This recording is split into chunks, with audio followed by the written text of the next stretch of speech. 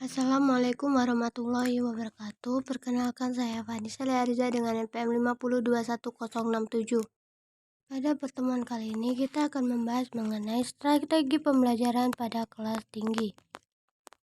Strategi pembelajaran adalah rencana tindakan atau rangkaian kegiatan yang termasuk penggunaan metode dan pemanfaatan berbagai sumber daya dalam pembelajaran yang disusun untuk mencapai tujuan pembelajaran yang dapat dicapai secara efektif dan efisien. Adapun tujuan dari pemakaian bermacam-macam strategi adalah agar tercapai standar kompetensi kelulusan. Kompetensi kelulusan meliputi sikap, pengetahuan, dan keterampilan. Strategi problem learning.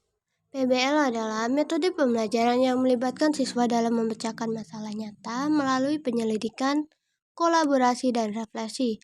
Dalam PBL, siswa diberikan sebuah masalah atau situasi yang memerlukan pemecahan, dan mereka secara aktif terlibat dalam mengeksplorasi dan memahami masalah tersebut.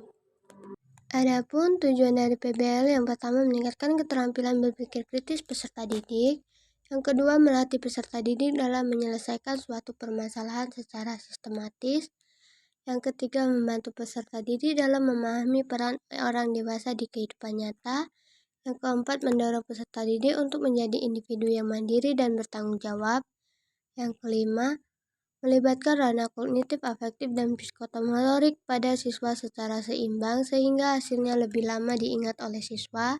Dan yang terakhir untuk mendorong kerjasama penyelesaian tugas antar siswa. Karakteristik PBL. Yang pertama, permasalahan menjadi starting point dalam pembelajaran.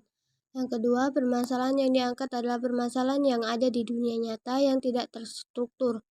Yang ketiga, permasalahan membutuhkan perspektif ganda. Yang keempat, permasalahan menantang pengetahuan yang dimiliki oleh peserta didik, sikap, dan kompetensi yang kemudian membutuhkan identifikasi kebutuhan belajar dan bidang baru dalam mengajar. Yang kelima, belajar pengarahan diri menjadi hal yang utama.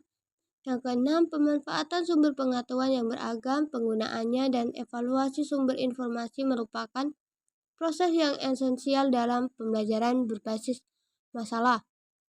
Yang ketujuh, belajar adalah kolaboratif, komunikasi, dan kooperatif. Yang kedelapan, pengembangan keterampilan inquiry dan pemecahan masalah sama pentingnya dengan penguasaan isi pengetahuan untuk mencari solusi dari sebuah permasalahan. Yang kesembilan, keterbukaan proses dalam PBL meliputi sintesis dan integrasi dari sebuah proses belajar. Dan yang terakhir, melibatkan evaluasi dan review pengalaman peserta didik dan proses belajar. Kelebihan dari PBL. Sudrajat mengumpulkan beberapa keunggulan dari model problem-based learning, yaitu yang pertama, siswa lebih memahami konsep yang diajarkan sebab mereka sendiri yang menemukan konsep tersebut. Yang kedua, melibatkan secara aktif, memecahkan masalah, dan menuntut keterampilan berpikir siswa yang lebih tinggi. Yang ketiga, pengetahuan tertanam berdasarkan mata yang dimiliki oleh siswa, sehingga pembelajaran lebih bermakna. Yang keempat, siswa dapat merasakan manfaat dari pembelajaran sebab masalah-masalah yang diselesaikan langsung dikaitkan dengan kehidupan nyata. Hal ini dapat meningkatkan motivasi dan ketertarikan siswa dalam belajar.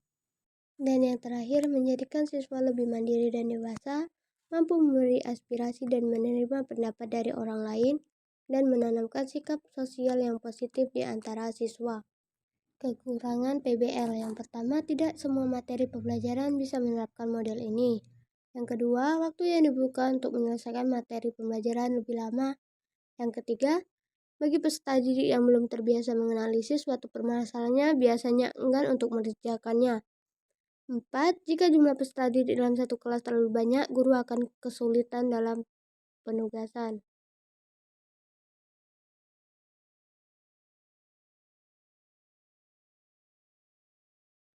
Contoh penerapan PBL dalam topik hidup sehat dan bersih pada kelas 3. Permasalahan, bagaimana kita dapat menjaga kebersihan dan kesehatan di sekolah? Adapun kegiatan penyelidikannya, siswa akan melakukan survei tentang kondisi kebersihan di sekolah, seperti kelas, kantin, dan toilet. Siswa akan mengumpulkan data tentang kebiasaan hidup sehat, seperti mencuci tangan, menjaga kebersihan gigi, dan menjaga pola makan yang sehat. Siswa juga akan mencari informasi tentang penyakit yang dapat menyebar di sekolah akibat kurangnya kebersihan. Identifikasi masalah, siswa akan menganalisis hasil survei dan data yang dikumpulkan untuk mengidentifikasi masalah kebersihan dan kesehatan di sekolah, seperti kebersihan toilet yang kurang, kebiasaan mencuci tangan yang belum terlaksana dengan baik, atau pola makan yang tidak sehat. Adapun pengembangan solusi, siswa akan bekerja dalam kelompok untuk menemukan solusi yang kreatif dan praktis untuk masalah yang telah diidentifikasi. Contohnya, membuat poster tentang kebersihan, mengatur jadwal piket kebersihan, mengadakan kampanye mencuci tangan, atau menyusun menu makanan sehat untuk kantin sekolah. Implementasi dan evaluasi, siswa akan mengimplementasi solusi yang telah mereka kembangkan. Setelah implementasi, mereka akan melakukan evaluasi terhadap aktivitas solusi yang telah dilakukan. Apakah masalah kebersihan dan kesehatan di sekolah sudah teratasi atau masih perlu diperbaiki? Melalui penerapan metode PBL dalam topik hidup sehat dan bersih, siswa akan aktif terlibat dalam memecahkan masalah nyata di lingkungan sekitar mereka.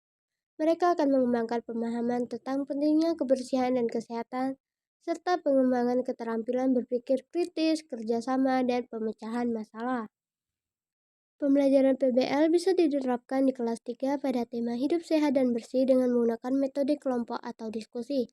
Pembelajaran ini bisa diterapkan dikarenakan pembelajaran sesuai dengan kehidupan nyata dan berada di lingkungan sekitar, yang dimana siswa tersebut dapat menyelesaikan permasalahan yang relevan dengan kehidupan sehari-hari. Sekian, terima kasih.